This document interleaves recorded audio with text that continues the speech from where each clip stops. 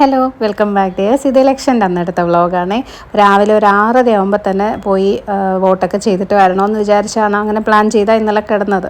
പക്ഷേ എന്ത് ചെയ്യാം, വെക്കേഷനായിട്ട് കുറച്ച് കൂടുതൽ സമയം ഉറങ്ങിപ്പോയി. 7 മണിയായി എഴുന്നേറ്റപ്പോൾ. ഇനിയിപ്പോൾ പെട്ടെന്ന് ഇവിടുത്തെ കാര്യങ്ങളൊക്കെ ഒന്ന് ഒതുക്കിയിട്ട് വോട്ട് ചെയ്യാൻ പോകണം. രാവിലെ പോകാമെന്ന് വിചാരിച്ചത് തന്നെ ചൂട് കാരണമാണ്.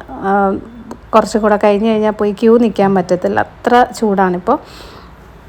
അപ്പം ബ്രേക്ക്ഫാസ്റ്റിനുള്ള സാമ്പാറൊക്കെ ഞാൻ ഇന്നലെ രാത്രി തന്നെ ഉണ്ടാക്കി വെച്ചിട്ടുണ്ടായിരുന്നുകൊണ്ട് ജസ്റ്റ് ഒന്ന് ഒതുക്കി അതൊന്ന് റെഡിയായി ചൂടാക്കി എടുത്താൽ മതി. കുട്ടികളുണ്ടല്ലോ ഇവിടെ, അപ്പം അഥവാ നമ്മൾ ലേറ്റായി പോയാലും അവർക്ക് ഫുഡ് വേണം. അപ്പോൾ ഈ ഒരു വീഡിയോയിൽ ഞാൻ എൻ്റെ ഒരു വാട്ട് ഐ ഈറ്റിൻ്റെ അല്ലെങ്കിൽ ജസ്റ്റ് ബ്രേക്ക്ഫാസ്റ്റും ലഞ്ചും കൂടി ഒന്ന് കാണിക്കുന്നുണ്ട് കേട്ടോ. ഇപ്പോൾ ഒരു വാട്ട് ഐ ഈറ്റിൻ്റെ എന്താണെന്ന് ചോദിച്ചാൽ ഡയറ്റിങ് ചെറുതായിട്ട് ഒന്നും കൂടി സ്റ്റാർട്ട് ചെയ്തിട്ടുണ്ട്. എൻ്റെ വീഡിയോസ് കാണുന്നവരാണെങ്കിൽ നിങ്ങൾക്ക് അറിയാമായിരിക്കും, ലാസ്റ്റ് ഇയർ ഞാനൊരു ഡയറ്റ് ചെയ്ത് 10 kg ഒക്കെ കുറച്ചിട്ടുണ്ടായിരുന്നേ. പിന്നെ വീണ്ടും എനിക്ക് വണ്ണം കൂടിയിട്ടുണ്ട്.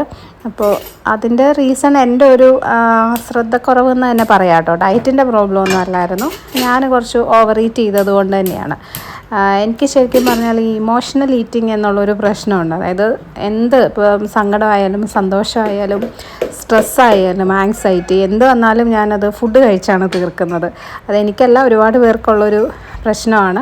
അത് പലപ്പോഴും നമുക്ക് കൺട്രോൾ ചെയ്യാനും പറ്റത്തില്ല. പിന്നെ എനിക്ക് തോന്നുന്നു ഈ ഒരു ഏജിൻ്റെ ആണോ എന്നറിയില്ല, ഹോർമോണൽ ചേഞ്ചസ് കൊണ്ടാണോ എന്നറിയില്ല, പെട്ടെന്ന് മൂഡ് സ്വിങ്സ് ഉണ്ടാവുക. അപ്പോൾ അതിനനുസരിച്ച് ഈ ഒരു ഈറ്റിംഗ് പാറ്റേണും മാറും. അതുകൊണ്ട് തന്നെയാണ് എനിക്ക് വണ്ണം കൂടിയത്. പല സമയത്തും ഓവർ ഈറ്റ് ചെയ്തത് കൊണ്ട് തന്നെയാണ് കേട്ടോ. അതിനെ കൺട്രോൾ ചെയ്യാനും എനിക്ക് പലപ്പോഴും പറ്റാറില്ല. അപ്പോൾ കഴിഞ്ഞൊരു 2 വീക്സ് കൊണ്ട് കുറച്ച് അതൊന്ന് സെറ്റിൽ ഡൗൺ ചെയ്തിട്ടുണ്ട്. ഞാൻ വിചാരിക്കുന്ന പോലെയൊക്കെ കുറച്ചൊക്കെ കൺട്രോൾ ചെയ്യാനൊക്കെ പറ്റുന്നുണ്ട്. അപ്പോൾ ഞാൻ ഓർത്തു എങ്കിൽ പിന്നെ പതുക്കെ ഡയറ്റിങ് സ്റ്റാർട്ട് ചെയ്യാം. പിന്നെ എൻ്റെ ഡയറ്റിംഗ് എന്ന് പറയുന്നത് അങ്ങനെ ഭയങ്കര എന്താ പറയുക, ഒരു ക്രാഷ് ഡയറ്റ് അല്ല. ഇത്ര ദിവസം കൊണ്ട് ഇത്ര വെയിറ്റ് കുറയണം അങ്ങനെയൊന്നും ഞാൻ വിചാരിക്കാറില്ല. അതെനിക്ക് കൂടുതൽ സ്ട്രെസ് ഉണ്ടാക്കും. എപ്പോഴും അങ്ങനെ ചെയ്ത് തുടങ്ങുന്നതെല്ലാം ഫ്ലോപ്പ് ആവാറേ ഉള്ളൂ. അതുകൊണ്ട് പതുക്കെ കുറഞ്ഞാൽ മതി എന്ന് വിചാരിച്ച് തന്നെയാണ് സ്റ്റാർട്ട് ചെയ്യുന്നത്. പിന്നെ സത്യം പറയാമല്ലോ, ഞാൻ ഈ ഡയറ്റിൻ്റെ വീഡിയോസ് ഇനി ചെയ്യത്തില്ല എന്ന് വിചാരിച്ചിരുന്നതാണ്. ഇന്നിപ്പോൾ എൻ്റെ വ്ളോഗിൽ വേറെ കണ്ടൻ്റ് ഒന്നും ഇല്ലാത്തത് കൊണ്ട് എന്തെങ്കിലുമൊക്കെ കാണിക്കണ്ടേ, അതുകൊണ്ട് ഇതും കൂടെ അങ്ങ് ഇൻക്ലൂഡ് ചെയ്യുന്നു എന്നേ ഉള്ളൂ കേട്ടോ. അതെന്താ അറിയാമോ, ഈ വീഡിയോ ചെയ്യുന്നതും ഡയറ്റിങ്ങും കൂടെ ഭയങ്കര ബുദ്ധിമുട്ടാണ് ഡിയേഴ്സ്. കാരണം എനിക്ക് എൻ്റെ ഒരു ബോഡി നേച്ചർ എന്താണെന്ന് വെച്ചാൽ വണ്ണം കൂടാൻ വളരെ കുറച്ച് സമയം മതി. ഭയങ്കര സ്ലോ ആയിട്ടേ അത് കുറയത്തുള്ളൂ, ഒരുപാട് സമയമെടുക്കും. അപ്പോൾ അത് എനിക്കറിയാം. പക്ഷേ ഡയറ്റിൻ്റെ വീഡിയോസ് കാണുന്നവർ, ഇപ്പോൾ എന്നെ അറിയാവുന്ന ആൾക്കാർ തന്നെ കാണുന്നവർ വിചാരിക്കുന്നത് ഞാൻ മെലിഞ്ഞ് സ്ലിം ബ്യൂട്ടി ആയിട്ടുണ്ടാവുന്നതായിരിക്കും.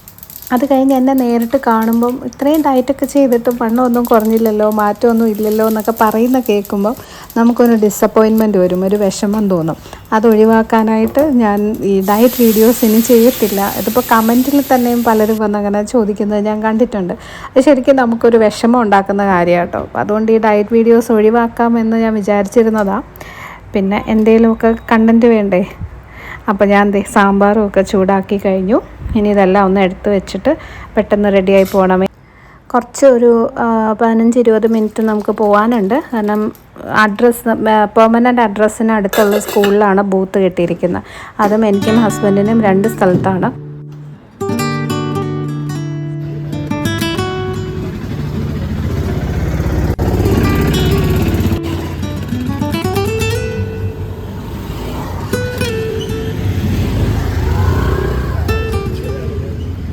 വിചാരിച്ച പോലെ വലിയ ക്യൂ ഒന്നും ഇല്ലായിരുന്നു. ഒരു 15 മിനിറ്റൊക്കെ ക്യൂ നിന്ന് നിൽക്കേണ്ടിയേ വന്നുള്ളൂ.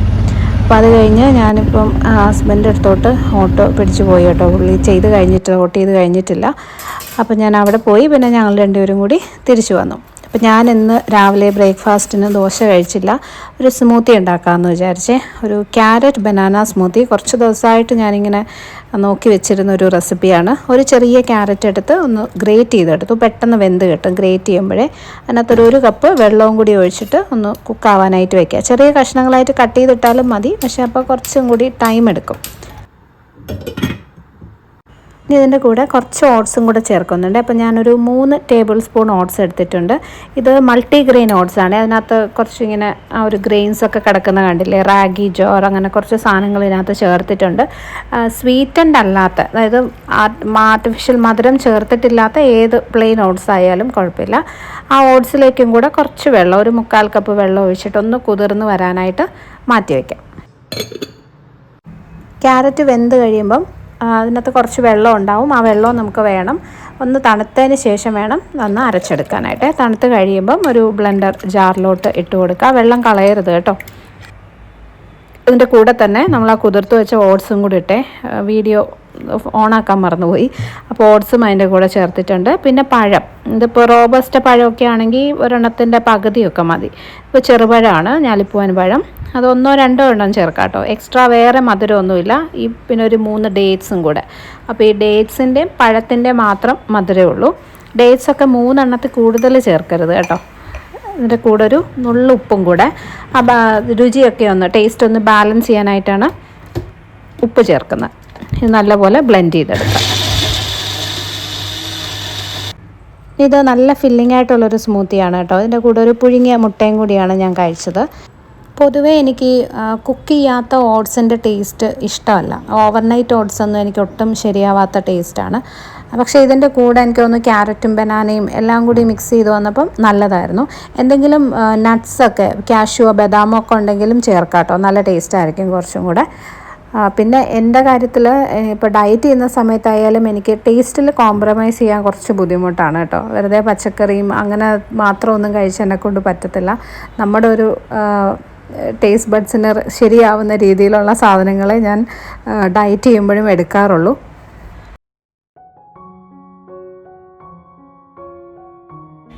ലഞ്ചിന് ഞാൻ സിമ്പിളായിട്ട് സാധാരണ നമുക്കൊരു വർക്കിംഗ് ഡേയ്സിലൊക്കെ അല്ലെങ്കിൽ വീക്ക് ഡേയ്സിലൊക്കെ എന്തെങ്കിലും ഒരു ഫിഷ് കറിയോ ചിക്കൻ കറിയോ അങ്ങനെ ഒരു നോൺ വെജ് കറിയും ഒരു പച്ചക്കറി മാത്രമേ ഞാൻ ഉണ്ടാക്കാറുള്ളൂ കേട്ടോ. അല്ലാതെ വിഭവസമൃദ്ധമായ കുക്കിംഗ് ഒന്നും ഉണ്ടാവാറില്ല. ഇന്നും അതുപോലെ തന്നെ പ്രോൺസ് ഉണ്ടായിരുന്നു, അത് തേങ്ങ അരച്ച് കറി വെച്ചു, കുറച്ച് കോവയ്ക്കയും ഉണ്ടാക്കി.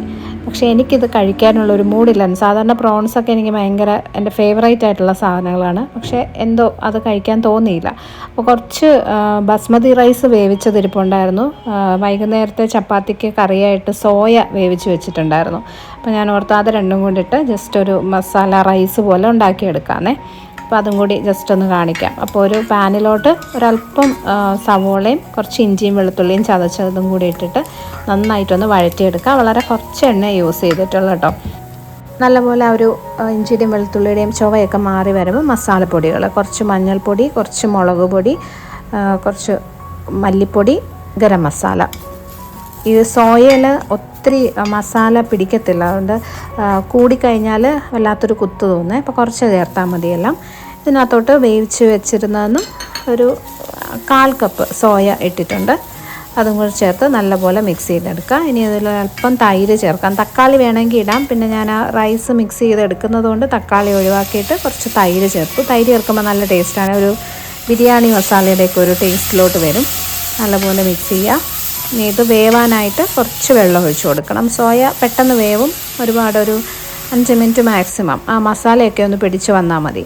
ഒരല്പം ഉപ്പും കൂടി ഇട്ട് കുറച്ച് മല്ലിയില, പുതിനയില ഉണ്ടെങ്കിൽ നല്ലതാണ്. കുറച്ച് മല്ലിയില, അല്ലെങ്കിൽ ഇനിയിപ്പോൾ കറിവേപ്പിലയാണ് കയ്യിലുണ്ടെങ്കിൽ അതായാലും കുഴപ്പമില്ല.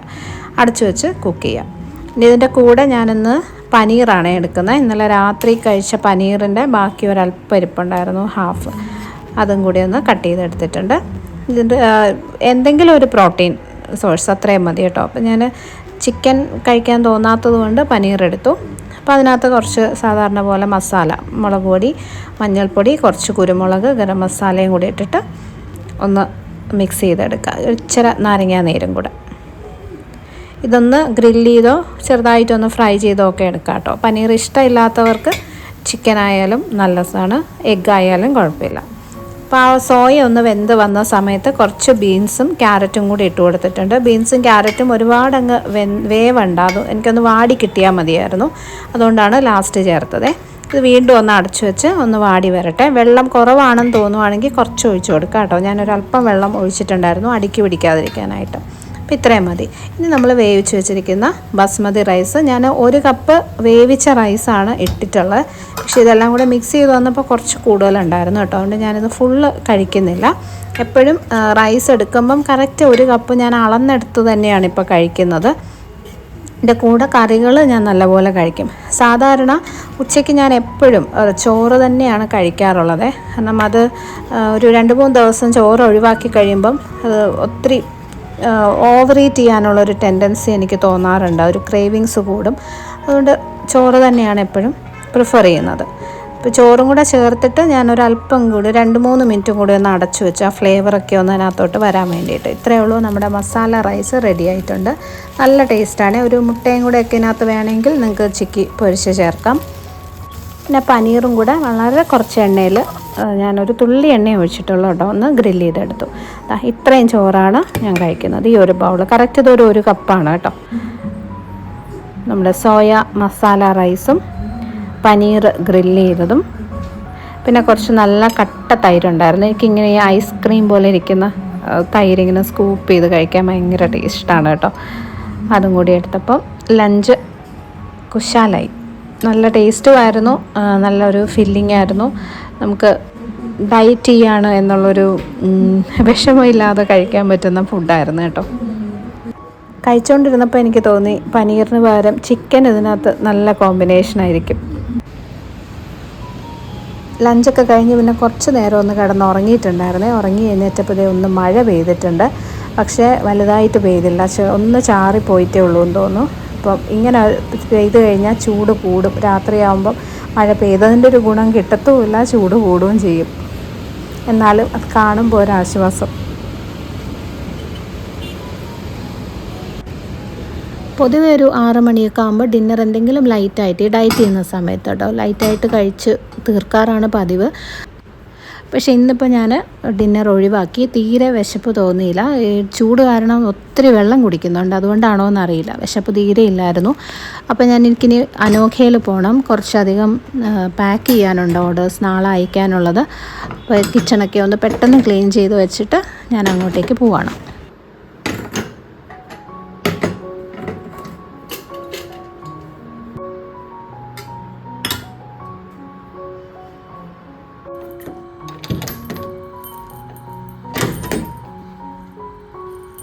അപ്പോൾ നമ്മളിത് അനോഖയിലെത്തി കേട്ടോ. എനിക്ക് കുറേ പ്രിൻ്റ് ഔട്ട്സ് എടുക്കാനുണ്ട്. സാധാരണ വീട്ടിലിരിക്കുമ്പം ഞാൻ അവിടെ നിന്നും ചെയ്യാറുണ്ട്, പക്ഷേ പ്രിൻ്ററിന് എന്തോ ഒരു പ്രോബ്ലം.